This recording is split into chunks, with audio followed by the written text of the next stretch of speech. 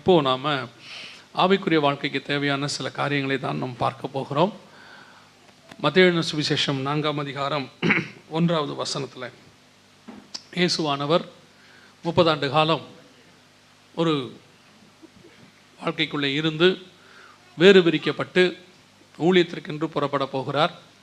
அப்படி புறப்படுவதற்கு முன்பதாக அவர் வாழ்க்கையில் நடந்ததான ஒரு காரியத்தை குறித்து தான் நாம் இன்று பார்க்க போகிறோம். இயேசு செய்த ஒவ்வொரு காரியங்களும் நமக்கு முன்மாதிரி, ஒரு மாடல். அவர் அதை செய்யணுன்ற அவசியமே கிடையாது, ஆனால் நமக்காக அதை அவர் செய்து வைத்திருக்கிறார். இயேசு ஞானஸ்நானம் எடுக்கணுங்கிறது அவசியம் இல்லை, ஆனால் நமக்காக அதை அவர் எடுத்தார், ஒரு மாடலாக காட்டிவிட்டு போனார். அதே மாதிரி இயேசுனுடைய வாழ்க்கையில் நடந்த எல்லா சம்பவங்களும் நமக்கு முன்மாதிரியாய் காட்டப்பட்டவைகள். ஒரு மனுஷன் ஆதாம் எதை செய்ய தவறினானோ அதை மாம்சத்தில் வெளிப்பட்டு தேவன் செய்து காட்டினார். அப்படி தான் இந்த சம்பவமும் இருக்கு. இயேசு கிறிஸ்து உலக வாழ்க்கையிலிருந்து சொல்லப்போனால் குடும்ப வாழ்க்கை, தன் தாயார் சகோதரரோடு இருந்து இப்பொழுது முழு நேரமாக தன்னுடைய ஊழியத்திற்கு புறப்படுவதற்கு முன்பதாக இயேசுவானவரை ஆவியானவர் சில காரியங்கள் செய்கிறார். அதைத்தான் நாம் இன்றைக்கி பார்க்க போகிறோம். நம்மையுமே சில நேரங்களில் ஆண்டவர் சில ஆசீர்வாதங்களுக்குள்ளாக நடத்துவார். அந்த ஆசீர்வாதங்களுக்கு முன்பாக நடத்துவதற்கு முன்பதாக நம்மை சில பாதைகளிலே கர்த்தர் கொண்டு போவார். எந்த ஒரு காரியத்தையும் ஆண்டவர் நமக்கு உடனடியாக இல்லை இருந்துட்டு போட்டோம் அப்படின்னு செய்யறதில்ல. சில நேரங்களிலே அதான் நாம் எப்பவும் சொல்லுவோம், சில கட்டளைகளை கொடுத்து தான் ஆண்டவர் ஆசீர்வாதத்தை கொடுப்பார். அதை செய்யும் பொழுது ஆபிரகாமை பார்த்து, உன் தேசத்தையும் உன் இனத்தையும் உன் தகப்பன் வீட்டையும் விட்டு வா, நான் உன்னை பெரிய ஜாதியாக்குவேன். அதுதான் ஆசீர்வாதம். ஆண்டவர் சொல்கிறத செய்யும் போது ஒரு ஆசீர்வாதம் வரும். அதே மாதிரி ஒரு பெரிய ஆசீர்வாதத்தை நாம் பெற்றுக்கொள்வதற்கு முன்பதாக நம்முடைய வாழ்க்கையில் சில காரியங்களை கர்த்தர் நடத்துவார், அனுமதிப்பார். அந்த பாதையிலே ஒரு சிலர் நீங்கள் கடந்து போய் கொண்டு இருக்கலாம். இப்பொழுது அதைத்தான் நாம் இன்றைக்கி பார்க்க போகிறோம். இயேசுவானவரை பரலோகத்தில் உள்ள தூதர்கள் வந்து பணிவிடை செய்ய போகிறார்கள். அவர் மிகப்பெரிய ஊழியத்தை தொடங்க போகிறார். அதற்கு முன்பதாக ஆண்டவரை நடத்தின சில பாதைகள், அதைத்தான் நாம் இப்போ பார்க்க போகிறோம். மத்தேயு சுவிசேஷம் 4ஆம் அதிகாரம் 1ஆம் வசனத்தில், அப்பொழுது இயேசு பிசாசினால் சோடிக்கப்படுவதற்கு ஆவியானவராலே வனாந்தரத்திற்கு கொண்டு போகப்பட்டார். இயேசு கிறிஸ்து அது வரைக்கும் ஒரு குரூப், ஒரு குழுவோடு கூட அல்லது ஒரு குடும்பத்தோடு கூட வாழ்ந்து கொண்டிருக்கிறார். இப்போ இயேசுவை முதலாவதாக ஆவியானவர் என்ன செய்கிறார்? ஊழியத்திற்கு கொண்டு போவதற்கு முன்பதாக, அல்லது இன்னொரு வாழ்க்கை தொடங்க போகிறது, அவருடைய ஊழியம் தொடங்க போகுது. அதற்கு முன்பதாக என்ன செய்கிறார்? அவரை இவர்கள் எல்லாருடைய மத்தியிலிருந்தும் கர்த்தர் என்ன செய்கிறார்? பிரித்து கொண்டு போகிறார். பிரித்து ஒரு இடத்திற்கு கொண்டு போகிறார். இந்த பிரித்து கொண்டு போகிற அனுபவம் என்பதுதான் முதலாவதாக ஆவிக்குரிய வாழ்க்கையினுடைய ஃபஸ்ட்டு ஸ்டேஜ். ஒரு ஆவிக்குரிய வாழ்க்கையினுடைய முதலாவது உங்களை கர்த்தர் உயர்த்துவதற்கு, ஆவிக்குரிய வாழ்க்கையிலே வளர்த்துவதற்கு கர்த்தர் செய்கிற முதலாவது காரியம் என்னவென்று சொன்னால் பிரித்தெடுத்தல். அப்போஸ்தலர் நடபடிகள் 2ஆம் அதிகாரம் 40வது வசனத்தை நீங்கள் வாசிக்கும் பொழுது, இன்னும் அநேக வார்த்தைகளாலும் சாட்சி கூறி மாறுபாடுள்ள இந்த சந்ததியை விட்டு விலகி உங்களை ரட்சித்துக் கொள்ளுங்கள் என்றும் புத்தி சொன்னார். இதுதான் பிரித்தெடுக்கிற அனுபவம். மாறுபாடுள்ள சந்ததியை விட்டு விலகி ஒரு மிகப்பெரிய ஆசீர்வாதத்தை ஒரு ஆவிக்குரிய வாழ்க்கையிலே நீங்கள் பெற்றுக்கொள்ள வேண்டும் என்று சொன்னால் முதலாவதாக கர்த்தர் உங்களை சிலரை விட்டு வேறு பிரிப்பார். இந்த வேறு பிரித்து கொண்டு வருகிற அனுபவம் தான் உங்கள் ஆவிக்குரிய வாழ்க்கையினுடைய ஆசீர்வாதத்தின் முதல் படி. பல நேரங்களிலே நீங்கள் இயேசுவை ஏற்றுக்கொண்ட உடனே, ஆவிக்குரிய வாழ்க்கைக்கு வந்த உடனே உங்களை சுற்றி இருக்கிறவர்கள் எல்லாருமே உங்களுக்கு எதிராக மாறுவார்கள், உங்களுக்கு எதிராக பேசுவார்கள், உங்களை ஒதுக்கி வைப்பார்கள். இது ஏன் நடக்குது? ஏன் என்னை விட்டு எல்லாரும் இப்படி போகிறாங்க அப்படின்னு சொன்னால் நன்றாக தெரிந்து கொள்ளுங்கள். இந்த வேறுபாடு என்பது பிசாசு செய்வது அல்ல. இந்த வேறுபாடு ஆவியானவராலே செய்யப்பட்டது. உங்களை தேவனே அவர்களை விட்டு பிரிப்பார். தேவன் சிலரை விட்டு உங்களை பிரிக்கிறார்னா அதற்கு ஒரு மிகப்பெரிய முகாந்தரம் இருக்கும். ஆவிக்குரிய வாழ்க்கையினுடைய ஃபர்ஸ்ட் ஸ்டேஜ் அல்லது முதல் படி எதுன்னா, மாறுபாடான சந்ததியை விட்டு கர்த்தர் உங்களை பிரிப்பார். ஏன் என்ன பிரித்தாரு? நம்ம ஊர்லலாம் ஒரு பழக்கம் உண்டு, உங்களுக்கு தெரியும், அது உங்களுக்கும் இருந்திருக்கும்னு நினைக்கிறேன். என்னன்னு சொன்னால், நான் சொல்கிறது இப்போ இல்லை, ஆனால் இப்போ அந்த பழக்கம் இருக்குது, இப்போ அதுக்கு பிரோஜனம் இல்லை. முன்னாடி தான் அந்த பழக்கத்துக்கு பிரோஜனம் இருந்துச்சு. என்னென்னா, கல்யாணமான உடனே கணவனையும் மனைவியும் தனியாக ஒரு வாரத்துக்கு அனுப்பி விட்ருவாங்க. அதுக்கு தேன் நிலவுன்னு பேர். அது ஏன் அனுப்புனாங்க, அதுக்கு பின்னாடி இருக்கிற விஷயம் என்ன அப்படின்னு கேட்டிங்கன்னா, அந்த காலத்தில் நான் சொல்கிறது, இவர் ஒரு குடும்ப வாழ்க்கையிலேருந்து ஒரு குடும்பத்தோடு இருக்கிறாரு, இவங்க ஒரு குடும்பத்தோடு இருந்து வந்திருக்கிறாங்க. இவங்க 2 பேரும் ஒருத்தரை ஒருத்தர் புரிந்து கொள்வதற்கு என்ன செய்வாங்கன்னா, ஒருத்தரை பற்றி ஒருத்தர் நல்லா டீப்பாக தெரிஞ்சுக்கிறதுக்கு ஒரு வாரம் 3 நாள் என்ன செய்வாங்க, அனுப்பிவிடுவாங்க. அங்கே போய் அப்போ ஃபோனெல்லாம் கிடையாது பாருங்கள், நான் சொல்கிறது ஒரு 20-30 வருஷத்துக்கு முன்னாடி ஃபோனெல்லாம் கிடையாது. இப்போ முன்னாடியே பேசி முடிச்சிடுறாங்க எல்லாரும், உனக்கு என்ன பிடிக்கும், எனக்கு என்ன பிடிக்கும், பிடிக்காது. அப்புறம் தனிநிலைக்கு போய் 2 ஃபோனில் தான் பேசிக்கிட்டு இருக்கு, நேரில் பேச மாட்டேங்குது. நான் அதனால தான் அப்பன்னு சொன்னேன். இப்போவும் ரொம்ப மோசமான கண்டிஷனில் இருக்குது, இதை விட்டுருவோம். அப்போது அவங்க போய் என்ன செய்வாங்க, ஒருத்தர் பேசி ஒருத்தருக்கு என்ன பிடிக்கும், அவங்களுக்கு என்ன பிடிக்கும், இது எல்லாத்தையும் தெரிந்து கொண்டு அவங்க திரும்பி வரும்பொழுது அவர்களுக்குள்ளே ஒரு மனம் உண்டாயிருக்கும். இந்த பிரிவினை தான் அவர்களுக்குள்ளே புரிந்து கொள்வதற்கான ஒரு காலகட்டம்.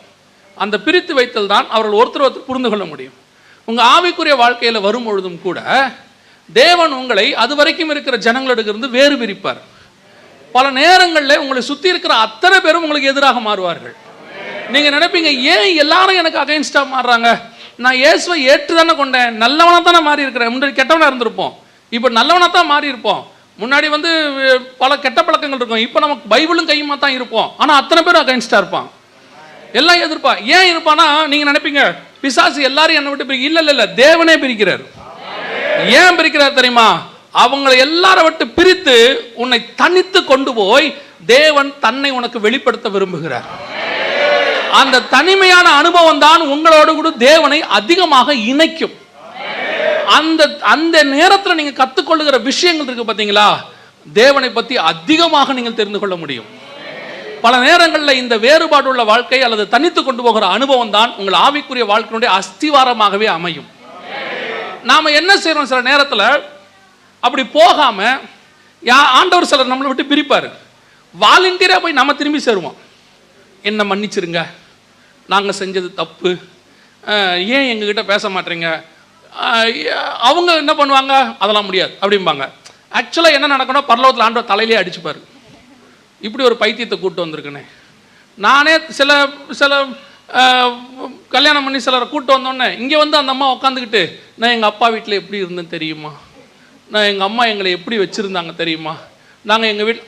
இப்போ இந்த கணவன் என்ன நினைப்பான், உன்னை எதுக்கு நான் இங்கே கூப்பிட்டு வந்தேன், அதுக்கு பேசாமல் நீ என்ன பண்ணியிருக்கலாம், அங்கேயே இருக்கலாம். நான் உன்னை கூப்பிட்டு வந்த காரணம் என்ன, அதையெல்லாம் மறந்துட்டு நீ என் கூட இருக்கணும், நீ நானும் ஒருத்தர் புரிஞ்சுக்கணும். அதுக்கு தான் அந்த வேறுபாடு. அந்த வேறுபாடு உள்ள வாழ்க்கைக்குள்ள நீங்கள் வரும்போது தான் தேவன் யாருமே இல்லாத அந்த தருணத்தில் தன்னுடைய இருதயத்தை உங்களுக்கு வெளிப்படுத்துவார். தன்னுடைய கர்த்தர் பல காரியங்களை உங்களோடு கூட பேசுவார். நான் என்னுடைய கல்லூரி வாழ்க்கையினுடைய 1வது வருஷத்தில் ஆண்டவரை ஏற்றுக்கொண்டேன். +2 முடிச்சு காலேஜுக்கு போகும்போது ஆண்டவரை ஏற்றுக்கொண்டேன். அந்த முதல் 3 மாதம் காலேஜுக்கு போயிட்டு வந்துட்டேன். ஒரு செமஸ்டர், அதாவது என்ன சொல்கிறது, ஒரு மழை லீவ் வந்தது. அந்த மழை லீவில் காலேஜ் 1 மாதம் லீவ் விட்டாங்க, மழை தண்ணி வந்ததுனால. அப்போ வாயில் கை வச்சு மூடாதீங்க, அது அழுட்டும், பரவாயில்ல. அவங்க அதுக்கு ஒரு மோசமான வேலை செய்கிறாங்க, வாயில் கை வச்சு மூடுறாங்க. கவனிங்க, அப்போது மழை லீவ் வந்தது. அந்த 1 மாதம் கேப்பில் நான் ரட்சிக்கப்பட்டேன். ஆண்டவர் என்ன ரட்சிப்புக்குள்ள நடத்திட்டார். திருப்பி நான் காலேஜுக்கு போகும்போது இப்போ நான் நல்லவனா போகிறேன், அதாவது பரிசுத்தவனா போகிறேன் நம்ம கணக்கில். இப்போ அவங்களாம் புறஜாதியார். இப்போ நம்ம அப்படி தானே, முந்தின நாள் வரைக்கும் அவன்லாம் நம்ம ஜாதி, ரட்சிக்கப்பட்டோம்னா அவன் புறஜாதி. நம்ம அவ்வளோ எப்படி ஆயிட்டோம், ஒரே நாளில் நம்ம பரிசுத்தவனாக மாறிடுவோம்ல. இப்போ அப்படி போகிறோம். அப்படி போன உடனே திடீர்னு ஒரு 2-3 வாரம் இருக்கும், எங்கள் காலேஜுக்கும் பக்கத்து காலேஜுக்கும் பயங்கரமான சண்டை நடக்குது. அந்த சண்டை நடக்கும்போது பக்கத்து காலேஜுக்காரங்களும் எங்கள் காலேஜுக்காரங்களும் சண்டை போட்டுக்கிட்டு இருக்கும்போது, நம்ம இப்போ ரட்சிக்கப்பட்டதுனால இப்போ நம்ம என்ன பண்ண முடியாது, சண்டை போட முடியாதுல்ல. அதனால ஓரமாக நின்று அந்த சண்டையை பார்த்துக்கிட்டே இருக்கிறேன். சண்டையை பார்த்துட்டே இருந்தோன்னே சண்டை முடிஞ்சிச்சு, ரோட்டில் நடக்குது. சண்டை முடிஞ்சிச்சு. முடிஞ்ச உடனே என்னுடைய ஃப்ரெண்ட்ஸ் எல்லாரும் வந்தாங்க. சொல்லப்போனால் என் கிளாஸில் இருக்கிற ஒரு 80 to 90% பசங்க சண்டை போட்டாங்க அன்றைக்கி. எல்லாரும் வந்துட்டு என்னை பார்த்து சொன்னாங்க, இவ்வளோ பேர் ஃப்ரெண்ட்ஸு சண்டை போடுறோம், அடி வாங்குகிறோம், அடி கொடுக்குறோம், நீ இப்படி மலை மாதிரி நிற்கிற கல் மாதிரி, நீ எல்லாம் ஒரு ஃப்ரெண்டா, இனிமேட்டு யாரும் இவங்க கூட பேசக்கூடாது அப்படின்ட்டு போனாங்க. ஒரே நாளில் கிளாஸ் மொத்தம் அகெயின்ஸ்டாக மாறிடுச்சு. ஒரே நாள். நான் ஆண்டவர்கிட்ட எப்படி கேட்குறேன், ஆண்டவர் என்ன செஞ்சது தப்பா, நானும் போய் அடிச்சிருக்கணுமோ, ஏன் இப்படி ஆகிப்போச்சு, அத்தனை பேருக்கு அகெயின்ஸ்ட் ஆகிட்டாங்களே. 3 வருஷம் என்னோட கூட யாரும் பேச மாட்டாங்க, ஒரு சிலரை தவிர யாரும் பேச மாட்டாங்க. அப்போது பஸ்ஸில் போவோம். அந்த 3 மாதத்துக்கு முன்னாடி அத்தனை பேரும் பயங்கரமாக அரட்டடிச்சிக்கிட்டு போவோம். இப்போ டோட்டல் பஸ்ஸில் நான் தனியாக உட்காந்துருப்பேன், அவங்களாம் நல்லா அரட்டை அடிச்சுட்டு வருவாங்க, நான் போய் பேசினாலும் பேச மாட்டாங்க. அதுக்கப்புறம் என்ன நடந்தது, எங்கள் ஸ்கூலில் ஒரு சூறை செடி ஒன்று, காலேஜில் ஒரு சூறை செடி இருந்துச்சு, கிரவுண்டில் லாஸ்ட்டில் இருக்கும். அது உள்ள அழகாக ஒரு ஆள் போய் படுக்கிற அளவுக்கு கேப் ஆண்டவர் ரெடி பண்ணி வச்சுருந்தார் போல்.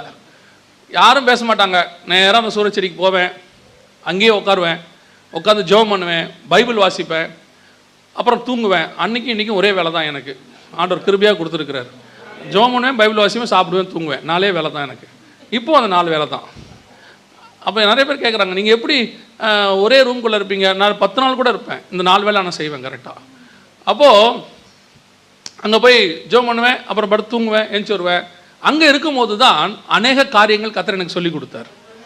அதை விட பெருசுன்னா அப்போ தான் எங்கள் சர்ச்சில் வந்துட்டு ஓப்பனர் மினிஸ்ட்ரி போவாங்க, 10 நிமிஷம் பிரசங்கம் பண்ணுவாங்க ரோட்டில் எல்லாரும். அப்போ எனக்கு கொடுப்பாங்க, அந்த 10 நிமிஷம் பிரசங்கம் பண்ணுறது எப்படி நாங்கள் செஞ்சு பார்த்துருக்குறேன்.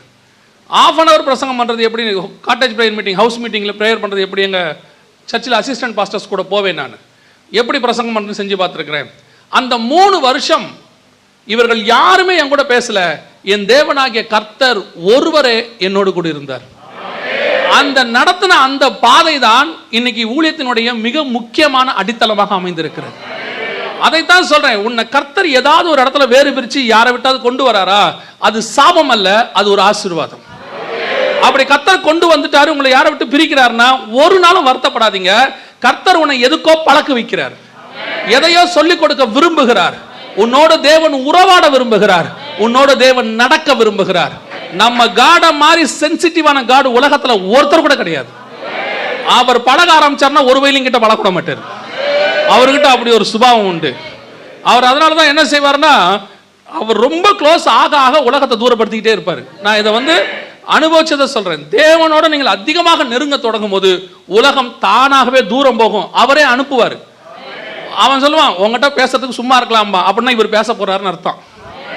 இவர் பேச வந்துட்டாருன்னா எல்லா வயலையும் ஓராமிப்பாரு. ஏன் நம்ம கிட்ட எல்லாரும் இப்படி வேறு பிரிஞ்சு போறாங்க, ஏன் எல்லாரும் விட்டு போறாங்க அப்படின்னா, அதுக்கு காரணமே இல்லாம உன்னை பிரிக்கிறான், காரணமே இல்லாம உன்னை துரத்துறான்னா கர்த்தர் அதுக்கு பின்னாடி இருக்கிறான்னு அர்த்தம். நல்லா தெரிஞ்சு கொள்ளுங்க, அது பிசாசு கிடையாது. பிசாசு எப்பவுமே 10 பேர் வேஸ்டானவனும் உன் கூட வச்சிருக்கணும் தான் விரும்புவான். அதுவும் இந்த உதவாக்கிற 10 எப்பவும் கூட இருக்குதுன்னா கண்டிப்பா அது கர்த்தர் கொடுத்தது இல்லை, பிசாசு கொடுத்தது. வெட்டியா உட்காந்து பேசிக்கிட்டு இருப்பான், வாங்க டீ குடிக்க போலான்னு சொல்லுவான், என்ன பேசவே மாட்டீங்க அப்படின்னு அரட்டை அடிக்கிறான்னா அவன் தேவனால் வந்தவன் அல்ல. எவனாவது வசனம் பேசுறான் வந்தாதான் அவன் தேவனால் வந்தவன். மற்றபடி சும்மா பேசுற எல்லாம் பிசாசால வந்தது. அப்படிப்பட்டவெல்லாம் போனா நீங்க கவலையே படக்கூடாது, சோத்திர ஆண்டவரேன்னு சொல்லணும். அந்த வேறுபாடு உள்ள வாழ்க்கை. ஒரு நாள் ஒரு டிவியில் ஒரு இதை பார்த்துக்கிட்டு இருந்தோம், ஒரு ராக்கெட் லான்ச் பண்ணாங்க. அந்த ராக்கெட் அப்படியே மேலே போகுது, போக போக போக ஒரு சர்டன் டிஸ்டன்ஸ் போன உடனே அதுலேருந்து எல்லாம் பிரிஞ்சு விழுந்துச்சு, ஒரு சர்டன் பார்ட்ஸ் எல்லாம் பிரிஞ்சு விழுந்துச்சு. திருப்பி அதுக்கு மேலே அது மேலே போச்சு, அதுக்கப்புறம் கொஞ்சம் பார்ட்ஸ் என்ன செஞ்சது, பிரிஞ்சு விழுந்தது. இப்படி மேலே போக போக பிரிஞ்சு விழுந்துக்கிட்டே இருக்குது. கடைசியா அங்க என்ன போச்சுன்னு கேட்டீங்கன்னா ஒரு சின்ன கூடை அளவு உள்ளதான் அங்க போய் லான்ச் ஆச்சு. அப்ப என்ன அர்த்தம், இந்த கூடை தான் ப்ராஜெக்ட், அதான் நம்மளை அந்த இடத்துக்கு கொண்டு போகிற வரைக்கும் நிறைய கீழே இருந்து தூக்கிட்டு வரும். இப்போ கூட இருந்து நிறைய தூக்கிட்டு வரும்போது அந்த குறிப்பிட்ட பார்ட்ல அது பிரியும் போது அந்த ராக்கெட் சொல்லக்கூடாது, சே இவங்களும் நானும் ஒன்று மண்ணா மேலே வந்தோம், இவங்களை விட்டுட்டு நான் எப்படி தொடர்ந்து அவ்வளோ தூரம் போவேன், இவங்க இல்லாமல் நாங்கள் போக முடியுமானா, இதுவும் போகாது அதுவும் போகாது, 2 கீழே விழுந்துடும். ஒரு சர்டன் டிஸ்டன்ஸ்ல பிரியணும், அது காட்ஸ் பிளான். நீ பிரியாம இருந்தனா உன்னை அது கொன்னுடும். அதுக்கு தான் கர்த்தர் பிரிக்கிறாரு. சிலது பிரியாது, அது போய் திருப்பி ஜாயின் பண்ண பார்க்கும், 2 கீழே விழுந்துடும். பல நாட்கள்ல இந்திய ராக்கெட் பிரியாம கடல்ல விழுந்தது தான் நியாயம். பல இந்திய ராக்கெட் கடல்ல விழுந்துட்டே இருக்கும், ஏன்னா அந்த சர்டன் டிஸ்டன்ஸ்ல அது என்ன செய்யாது, பிரியாது. ஆனால் அது பிரிய பிரிய பிரிய மேல போய்கிட்டே இருக்கும். கடைசியா அந்த டெஸ்டினேஷன் போகும்போது பாத்தீங்கன்னா இந்த பூமியில இருந்து வந்த எதுவுமே இருக்காது. அவர்கள் என்ன லான்ச் பண்ண விரும்பினார்களோ அது மட்டும் அங்கே இருக்கும். அதே மாதிரி தான் உன் ஆத்துமா தேவனுக்குள்ள வளர வளர வளர வளர வளர இந்த பூமிக்குரிய காரியங்களை விட்டு பிரிஞ்சு போயிட்டே இருக்கும். அதுல மனுஷர்களையும் சேர்த்து எல்லாம் பிரியும். கடைசியா அத்தனையும் நஷ்டமும் குப்பையும் என்று விடும் பொழுது உங்கள் ஆத்மா பரலோக ராஜ்யத்துக்குள்ள போய் சேரும். அப்படிதான் கர்த்தர் லான்ச் பண்ணி வச்சிருக்கிறாரு நம்மள. பல நேரங்கள் இப்ப பாருங்க, நீங்க ஃபிளைட்ல போறீங்க, உங்க எல்லாருக்கும் தெரியும், போகும்போது என்ன செய்வான், 30 கிலோ இருக்கிறது 35 கிலோ இருக்கிறதெல்லாம் கையில வாங்கிடுவான். கீழே வாங்கிடுவான். எல்லாத்தையும் கொடுத்துருங்க, இங்கே கொடுத்துருங்க. எவ்வளோ இருக்குது? ஒரு 7 கிலோ வரைக்கும் என்ன செஞ்சுக்கலாம், நீங்கள் வச்சுக்கலாம். நம்ம என்ன பண்ணுவோம், 7 கிலோன்ட்டு 9 கிலோ வச்சுருப்போம், 11 கிலோ வச்சுருப்போம், வெயிட் இல்லாத மாதிரியே நிற்போம். நம்ம நினச்சிப்போம் அவன் பார்த்தா நம்மளை பார்த்து தான் அவன் இவ்வளோ சட்டங்களே கொண்டு வரான். 7 கிலோ வரைக்கும் வச்சுக்கலான்னு சொன்னால் நம்ம 11 கிலோ வச்சுக்கிட்டு ஆனால் 7 கிலோ ரேஞ்சிலே நிற்போம். நம்மளுடைய ஐடியா என்னன்னா, நம்மளை பார்த்தா அவன் கண்டுபிடிக்க மாட்டான், முகத்தை பார்த்தாலே தெரிஞ்சிடும் இது 11 கிலோ வச்சிருக்குன்னு சொல்லி. ஏன்னா 7 கிலோ இருக்கும்போது முகம் ரிலாக்ஸாக இருக்கும், 11 கிலோ இருக்கும்போது கண்டுபிடிச்சிடணும், உடம்பு ரிலாக்ஸாக இருக்கும், முகம் மட்டும் காட்டி கொடுக்கும், அவன் கண்டுபிடிச்சிருவான் போல தெரியுதுன்னு. அவன் நம்ம முகத்தை பார்த்தே கண்டுபிடிச்சிருவான் 11 கிலோ இருக்கா அப்படிமா. அப்புறம் என்ன பண்ணுறான், அதையும் குறைக்கிறான். ஃப்ளைட்டுக்கு போகிறோம், அங்கே போனோன்னு இந்த ஏர் ஹோஸ்டஸ் சொல்லுவாங்க, இந்த பேக்கை மேலே வைங்க. இல்லை என் கூட வந்த பேக் நான் கையிலே வச்சுப்பேன். அட மேலே வை, போகும்போது எடுத்துக்கலாம். ஏன், நீ பறக்கும் போது உங்கள்கிட்ட ஒன்றுமே இருக்கக்கூடாது, ரிலாக்ஸாக பறக்கணும். உன் ஆவிக்குரிய வாழ்க்கையில் மேலே போக போக எல்லா வெயிட்டையும் கத்தர் ரிமூவ் பண்ணிக்கிட்டே இருப்பார். நீ மேலே போகும்போது எல்லாத்தையும் கத்தர் எடுத்துருவார். இதில் நம்ம என்ன நினைக்கிறோம், வெயிட்டை சேர்த்துக்க நினைக்கிறோம், எல்லாம் சேர்ந்து போவோம், எல்லாம் வெயிட்டாக கொண்டு போவோம். ஆண்டவர் சொல்கிறார், இல்லைப்பா எல்லாத்தையும் ரிமூவ் பண்ணு, எல்லாத்தையும் ரிமூவ் பண்ணு. நீங்கள் பண்ணலையா, அவர் பண்ணுவார். ஆவியானவர் உன்னை வேறு பிரித்து கொண்டு போவார். அவர் கொண்டு போகிற இடத்துக்கு அந்த வேறுபாடு உள்ள வாழ்க்கைக்கு உங்களை ஒப்பு கொடுக்கணும். நீங்கள் டோட்டல் பைபிளில் வாசித்து பாருங்கள், இந்த வேறுபாடு உள்ள வாழ்க்கைக்குள்ளே போனவன் தான் பரிசுத்தவனாக இருப்பான். ஆபிரகாமை பிரிப்பார், ஈசாக்கை பிரிப்பார், யாக்கோபை தேசத்தை விட்டு பிரித்து சிரியா தேசத்துக்கு கொண்டு போவார், யோசேப்பை பிரித்து கொண்டு போவார், தானியேலை இங்கிருந்து பாபிலோனுக்கு கொண்டு போவார். அத்தனை பேரையும், தமஸ்குவுக்கு பவுலை பிரித்து கொண்டு போவார் 3 வருஷம் அரபு தேசத்துக்கு. அத்தனை பேரையும் பிரிப்பார். எவனெல்லாம் கர்த்தர் பிரிக்கிறாரோ அவன்லாம் சூஸ் பண்ணப்பட்டவன் அர்த்தம். எவனை கர்த்தர் வேறுபாட்டுக்குள்ள கொண்டு வராரோ அவன் கர்த்தரால் முன்குறிக்கப்பட்டவன் அர்த்தம். எப்பவுமே நல்லா தெரிஞ்சுக்கொள்ளுங்க, கர்த்தர் உங்களை பிரிக்கிறாருன்னா உங்க மேல ஒரு பெரிய திட்டம் இருக்குன்னு அர்த்தம். திட்டம் இல்லாம தேவன் உங்களை பிரிவினைக்குள்ள கொண்டு வரவே மாட்டார். அப்ப அந்த பிரிவினைக்கு நீங்கள் முடிவு பரிந்து ஒப்பு கொடுக்கும் போது கர்த்தருடைய திட்டம் உங்கள் மேலே நிறைவேறும். அல்லேலூயா. சண்டை போட்டு பிரியப்படாது, அது வேற. இப்போ அதான் நான் அடிக்கடி சொல்வேன், இப்போ இருக்க சபையினுடைய பிரச்சனை என்னன்னு சொன்னால், கடிந்து கொள்ளுகிற உபதேசத்தை ஏற்றுக்கொள்ள மனப்பக்குவம் யாருக்கு இல்லை, விசுவாசிக்கு இல்லை. இப்போ நம்ம எதையாவது சொன்னோம்னா, அந்த காலத்துலலாம், அதான் நான் காலையிலையும் சொன்னேன், நம்ம கடிந்து கொள்ளுகிற உபதேசம் வந்து அந்த காலத்தில் நாங்கள் என்ன சொல்லுவோம், ஆவியானவர் எங்களோட பேசினாருன்னு நம்ம சொல்லுவோம். இப்போ விசுவாசியை திட்ட முடியாது. 2 தடவை அது தப்பு பண்ணோம், செய்கிற தப்பை நம்ம திட்டின உடனே, இப்போ விசுவாசி, நான் சொல்கிறது உங்களெல்லாம் மஸ்கட்டுக்கு வெளியே, சரியா? அது ரொம்ப முக்கியம். நான் நாளைக்கு போகிற வரைக்கும் நான் பேசுகிறது எல்லாமே மஸ்கட்டுக்கு வெளியே தான். நீங்கள் வந்துட்டு யாரும் நம்மளை சொல்கிறாரு போலன்னு நினச்சிக்கவே கூடாது. ஆனால் நம்மளை சொல்கிற மாதிரியே இருக்குன்னா அப்போ நீங்கள் தான், சரியா? அந்த இது நீங்கள் கரெக்டாக வந்துடணும். சில நேரத்தில் நம்ம திட்டின உடனே இப்போ விசுவாசிக்கு இருக்கிற ஒரே ஆப்ஷன் என்ன தெரியுமா, நான் சர்ச்சை ஆரம்பிக்க போகிறேன். எங்கள் வீட்டில் யார் வரா, நாங்கள் ஒரு 4 பேர், யார் நானும் கணவர் 2 பிள்ளைகளும். இப்போ எவனையுமே திட்ட முடியல பாருங்க, கடிந்து கொள்ள முடியல. உபதேசம், ஒரு அசிஸ்டன்ட் பாஸ்டர் நம்ம திட்டினோம்னா 3 நாள் செல்ஃபோன் சுவிட்ச் ஆஃப் ஆகிடுது, 3 நாள் ஃபோனே ஆன் பண்ண மாட்டேங்கிறான், 4ஆவது நாள் ஆன் ஆகுது. என்ன பிரதர் உங்கள் ஃபோன் சுவிட்ச் ஆஃப் இருந்துச்சு, கர்த்தர் பேசினார். இப்போ யார்கிட்ட பேசுகிறாரு கர்த்தர், அவங்ககிட்ட தான் பேசுகிறார், நம்மக்கிட்ட பேசவே மாட்டேங்கிறார். என்ன பேசினார், சர்ச்சை ஆரம்பிக்க சொல்லியிருக்காரு. எங்கே ஆரம்பிக்க சொல்கிறார், வீட்டுக்கு எதிர்த்தாப்புல. யார் வரா, என்ன நம்ம பசங்க தான். இப்போ எல்லாருமே அப்படி தான் இருக்கான். எவனை திட்டினாலும் சர்ச்சு, எவனை திட்டினாலும் ஊழியம். ஏன் கடிந்து கொள்றோம், எதுக்காக சொல்றோம், என்ன காரணம் சொல்றோம், அது இப்போ புரிஞ்சுக்கிறதுக்கு யாருக்குமே என்ன இல்லை, பக்குவம் இல்லை. அந்த பிரிவினையை சொல்ல தேவனே உங்களை பிரிப்பார். அந்த பிரிவினைக்கு இந்த பிரிவினைக்கு டிஃபரன்ஸ் இருக்குது. நாம சண்டை போட்டு நீ உன்னை விட்டானா பாருங்கிறது வேற, உன்னை விட்டு ஆவியானவர் உன்னை பிரிக்கிறது வேற. 2 பிரிவினைக்கு டிஃபரன்ஸ் இருக்குது. அப்போ உன்னை கர்த்தர் உன்னை பிரித்து ஒரு இடத்துக்கு உன்னை கொண்டு போகிறாருன்னா அந்த பிரிவினைக்கு அனுமதி கொடுங்க. அதை ஏற்றுக்கொள்கிற மனப்பக்குவத்துக்கு முதல்ல வாங்க. அந்த பிரிவினை ஏற்றுக்கொண்டு, ஏன்னா ஒரு சிலருக்குலாம் என்ன இருக்குதுன்னா, அந்த பிரிவினையில் ஒரு குற்ற உணர்வு இருக்குது. என்ன குற்ற உணர்வு இருக்குது, நம்ம செஞ்சது தப்பா, இப்படி வந்துட்டோமே, தனியாக வந்துட்டோமே, என்னை பிரித்து கொண்டு வந்துட்டாரே. இப்போ பாருங்க, யோசேப்புக்கு அந்த குற்ற உணர்வு கொஞ்சம் கொஞ்சமாக இருந்துக்கிட்டு தான் இருந்துச்சு. ஆனால் அவனுக்குள்ள கடைசியாக கர்த்தர் அதை எடுத்து போட்டார். எடுத்து போட்டோன்னா அவன் அந்த வார்த்தையை சொல்கிறான், உங்களை விட்டு கர்த்தர் என்னை கொண்டு வந்து உங்கள் நன்மைக்காக தான் கொண்டு வந்தார். இந்த எண்ணம் தான் நமக்கு இருக்கணும். யாக்கோபுக்கு அந்த குற்ற உணர்வு என்ன இருக்குது, ஏசாவை பார்த்த உடனே அவன் எனக்கு கொன்று போடுவான், நான் அவனுக்கு துரோகம் செஞ்சுட்டேன். இல்லையா, கர்த்தரே உன்னை பிரித்தார். ஏசா விட்டு யாக்கோபை பிரிச்சாதான் யாக்கோபு ஆசீர்வாதத்தை 12 கோத்திரத்தை சுதந்திரிக்க முடியும். இல்லாவிட்டால் சுதந்திரிக்க முடியாது. கர்த்தர் அவனை கொண்டு வந்தார். யாக்கோபுக்கு அது தெரியல. யாக்கோபு என்ன நினைக்கிறான்? நம்ம ஏசாவுக்கு பயந்து ஓடி வந்துட்டோம், ஏசா நமக்கு விரோதமா இருப்பான், அடிப்பான், கொள்ளுவான். ஒன்னும் நடக்காது. கர்த்தர் உன்னை பிரித்தால் உன்னை அத்தனை பேர் கண்களுக்கு முன்பாக உயர்த்தாம விடவே மாட்டார். எப்படிப்பட்ட ஏசாவா இருந்தாலும் அவன் உன்னோடு கூட பணிந்துதான் போவான், உன்னோடு சமாதானமாய்த்தான் போவான். அப்ப கர்த்தர் ஒரு பிரிவினையை கொடுக்குறாருன்னா அதுக்கு நீங்க என்ன செய்யணும்? அனுமதிக்கணும். ஆமா, அந்த பிரிவினையை நீங்க ஏற்றுக்கொள்ளணும். அந்த வேறுபாடு, டிஃபரன்சியேஷன் இஸ் வெரி இம்பார்ட்டன்ட். அந்த டிஃபரன்சியேஷன் தான் உங்கள் வாழ்க்கையினுடைய ஃபர்ஸ்ட் ஸ்டேஜ். அதை நீங்கள் செய்யும் பொழுது கர்த்தர் உங்களை உயர்த்துவதற்கான ஆவிக்குரிய வாழ்க்கையுடைய ஃபர்ஸ்ட் ஸ்டேஜுக்கு கொண்டு வந்திருக்கிறார்னு அர்த்தம். ரெண்டாவது வாசிங்க, அதே 4ஆம் அதிகாரம் 1ஆம் வசனத்தை வாசிங்க திருப்பி. அப்பொழுது இயேசு, இல்ல நீங்க எப்பவுமே தப்பாவே வாசிக்கிறீங்களா, என்ன விஷயம்? அப்பொழுது இயேசு, நான் சொல்றது 4:1, நான் பேசுறது உங்க காதுல விழுதா? சரி, 4:1 வாசிங்க. அப்பொழுது இயேசு பிசாசினால் சோதிக்கப்படுவதற்கு ஆவியானவராலே வனாந்தரத்திற்கு கொண்டு போகப்பட்டார். அப்படி பிரித்து கொண்டு போற உங்களை எங்க கூட்டிட்டு போவார் தெரியுமா? எங்க கூட்டிட்டு போவாரு? வனாந்தரத்துக்கு கூட்டிட்டு போவார். ஏன்னா பிரித்து கூட்டு போற ஆண்டவர் கொஞ்சம் போய் ஒரு நல்ல லண்டன்ல கிண்டன்ல உட்கார வச்சா எப்படி இருக்கும் இல்லையா? கணவன் ஹனிமூனுக்கு கூட்டு போறாரு. எங்க போறோம்? சவுதி அரேபியா டெசர்ட்டுக்கு போறோம். உன் கூட வாழ்றதே முதல்ல வனாந்தரம் தான். இதுல அங்க வர நம்ம நிறைய பேருக்கு பைபிள்ல இந்த வனாந்தரத்தை நம்ம மைண்ட்ல நெகட்டிவா ஏற்றி வச்சிருக்கிறாங்க. என்ன நெகட்டிவா ஏற்றி வச்சிருக்கிறாங்க? வனாந்தரம், உபத்திரவம், போராட்டம், பிரச்சனை, அதுதான் உன் வாழ்க்கையினுடைய. பைபிளை பொறுத்த வரைக்கும் வனாந்தரம் என்பது துன்மார்க்கருக்குத்தான் கொலைக்களம், உங்களுக்கும் எனக்கும் உருவாக்கும் இடம். வனாந்தரத்துல உருவாகாம நீங்க வேற எங்கேயுமே உருவாக முடியாது. வனாந்தரம் என்பதுதான் உங்களை உருவாக்குற ஸ்தலம். நீங்க யோசித்து பாருங்க. நான் பைபிளை ஒரு ஆதியாகமத்திலிருந்து நம்ம புதிய ஏற்பாடு வரைக்கும் சும்மா ஒரு ஓவர்லைனா அந்த வனாந்தரத்துக்கு போனவங்களை மட்டும் பார்த்தேன். அத்தனை பேரும் போயிருக்கான். வனாந்தரத்துக்கு போகாத சூப்பர் ஹீரோஸே இல்லை பைபிள்ல.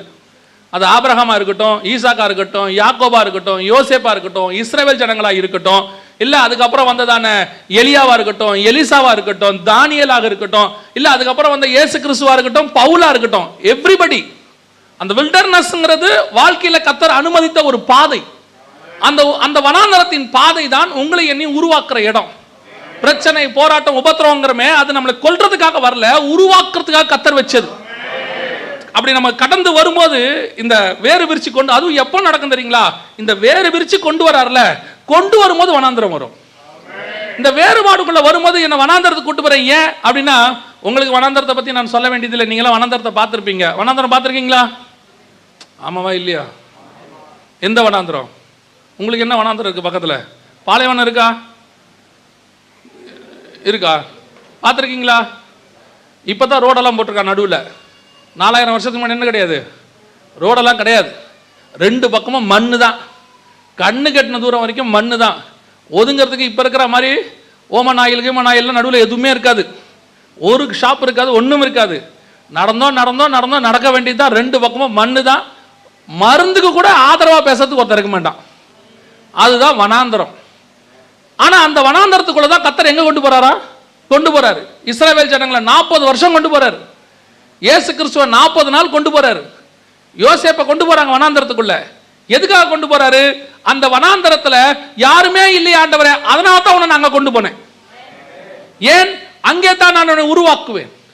வனாந்தரத்தின் பாதை, உபத்திரவம் என்பது ஒரு ஆவிக்குரிய வாழ்க்கையினுடைய வளர்ச்சிக்கான 2வது ஸ்டேஜ். இன்னைக்கு வந்திருக்கிற அத்தனை பரிசுத்தவான்களையும் கேளுங்க, உபத்திரவப்படாம ஒருத்தரம் மேல வந்ததா சரித்திரமே கிடையாது. நான் சொல்றது ஃபர்ஸ்ட் ஜெனரேஷன் ஊழியக்காரங்களை. 2வது ஜெனரேஷன் வரவங்களுக்கு அது தெரிய மாட்டேங்குது. பிரச்சனை இல்லை, போராட்டம் இல்லை, கண்ணீர் இல்லை அப்படின்னு பிரசங்கம் பண்றான். யார் சொன்னா இல்லைன்னு? கண்டிப்பாக உண்டு. இயேசு உலகத்தில் உபத்திரவம் இல்லைன்னாரா? இருக்குன்னாரா? இயேசு உங்களுக்கு உலகத்தில் உபத்திரவம் உண்டு, திடம் கொள்ளுங்கள், நான் உலகத்தை ஜெயித்தேன். உன்னை அந்த பாதையில கொண்டு போவேன். எனக்கு ஆண்டவர் சொல்லி கொடுத்தது ஒன்னே ஒன்று தான். என்னுடைய வாழ்க்கையில் சில வருஷங்களுக்கு முன்பாக வனாந்தரத்தின் பாதை எனக்கும் வந்துச்சு. போராட்டம், பிரச்சனை, ஊழியமே ஒழிக்கணும் அப்படின்னு சொல்லி எல்லாரும் முடிவு பண்ணி சிலர்லாம் கிரியை செஞ்சாங்க. அந்த பாதையில் கடந்து போகும்போது ஒரு நாள் ஆண்டவர் என்கிட்ட நான் ஆண்டவர்கிட்ட அழுது ஜெபம் பண்ணிட்டு இருக்கிறேன். காலையில் உபவாசம் பண்ணி ஜெபம் பண்ணிட்டு இருக்கிறேன். ஆண்டவர் சொன்னார், எழுந்திரிச்சு போய் சாப்பிடுன்னு சொன்னார். நான் ஏன்னா பிரச்சனை உச்சம், ஜெபம் பண்ணிட்டு இருக்கிறேன். ஆண்டவரே இப்படி நடக்குது ஆண்டவரே. ஆண்டவர் சொன்னார், எழுந்து போய் சாப்பிடு. இந்த பாதையில் எல்லாரும் போயிருக்காங்க. இந்த பாதைக்குள்ள போகாம நான் உனக்கு வச்ச ஆசீர்வாதத்தை நீ சுதந்திரிக்கவே முடியாது. அப்பதான் எனக்கு அது புரிய தொடங்குச்சு. அப்பதான் இந்த எக்ஸ்பிளனேஷன் ஆண்டவர் கொடுக்க ஆரம்பிச்சாரு. ஆனால் கேட்கறதுக்கு நல்லா இருக்கும், போறதுக்கு கஷ்டமா தான் இருக்கும். அதுல எந்த மாற்று கருத்தும் இல்லை. போகிறது கஷ்டமா தான் இருக்கும். ஆனால் ஒன்று மட்டும் நிச்சயம், அந்த வனாந்தரத்தின் பாதையில ஒன்று நடக்கும். தகப்பன் தன் பிள்ளையை சுமந்து கொண்டு வருவது போல உன் தேவனாகிய கர்த்தர் உன்னோடு கூட இருப்பார். ஒரு நாளும் உன் வனாந்தரத்தில் கர்த்தர் கை விடவே மாட்டார். ஒவ்வொரு நிமிஷமும் இன்னும் சொல்லுவேன், அந்த பாதையில நான் கடந்து போகும்போது இப்படி எல்லாம் கர்த்தர் பேசுவாரான்னு எனக்கு தோணும். ஏன் தெரியுமா? 5 நிமிஷத்துக்கு ஒரு தடவை அவிசுவாசப்படுவேன், 4 நிமிஷத்துக்கு 3 நிமிஷத்துக்கு ஒரு தடவை பயப்படுவேன். ஆண்டவரே இப்படி நடக்குது. 3 நிமிஷத்துக்கு ஒரு தடவை கர்த்தர் பேசுவார், 5 நிமிஷத்துக்கு ஒரு தடவை கர்த்தர் பேசுவார். நீ பயப்படாத, நான் உன் கூட இருக்கிறேன். ஒரு நாள் கர்த்தர் பண்ண ஒரு காரியத்தை நினைச்சு இன்னை வரைக்கும் நான் எனக்கு சொல்லும் போதே ஒரு மாதிரி ஆயிரும். என்ன தெரியுமா? நான் ரொம்ப பயந்து போய் உட்காந்துருக்கேன். ஆண்டவரே எல்லாம் இப்படி ஆயிடுச்சே, இப்படி பண்ணிட்டாங்களேன்னு. திடீர்னு ஒரு ஊழியக்காரர் ஒரு வாட்ஸ்அப்ல ஒன்று அனுப்பி விடுறாரு எனக்கு. என்ன அனுப்பி விடுறாரு தெரியுமா?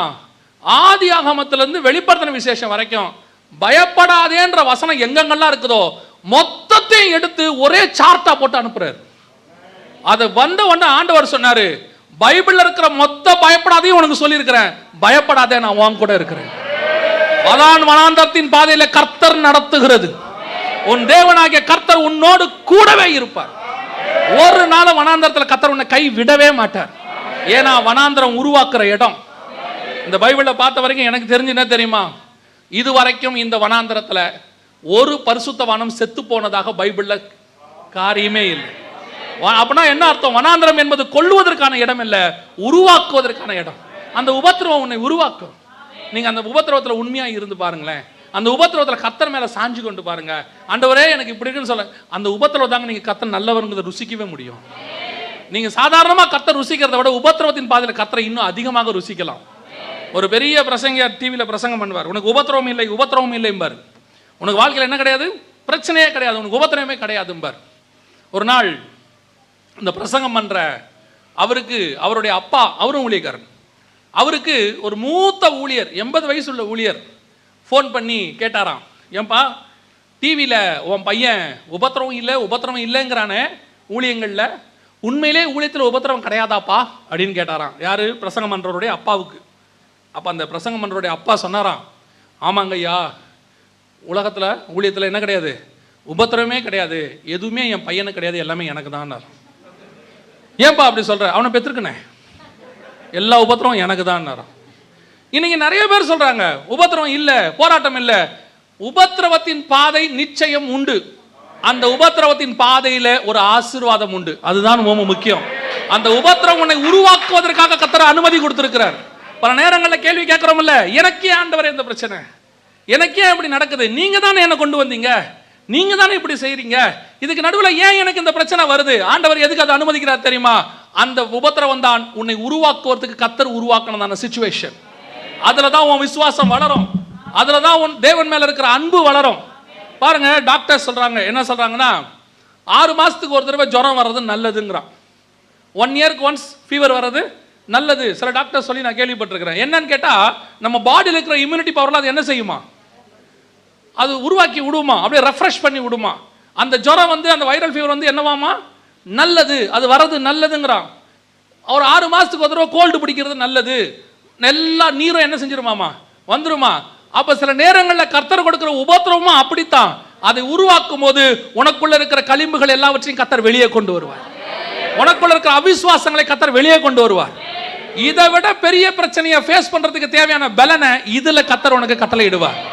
அந்த உபத்திரவம் தான் உன்னை உருவாக்கும். எவ்வளவு பிரச்சனை வந்தாலும், எத்தனை பரிசுத்தவான்கள் நெருப்புல தூக்கி போட்டாலும் அவனுக்கு ஒரு தைரியம் இருந்துச்சு பாருங்க. அவனுக்கு தெரியும், நீ என்னை கொன்று போட்டாலும் சரி, கர்த்தர் என்னை காப்பாற்ற வல்லமை உள்ளவராக இருக்கிறார்.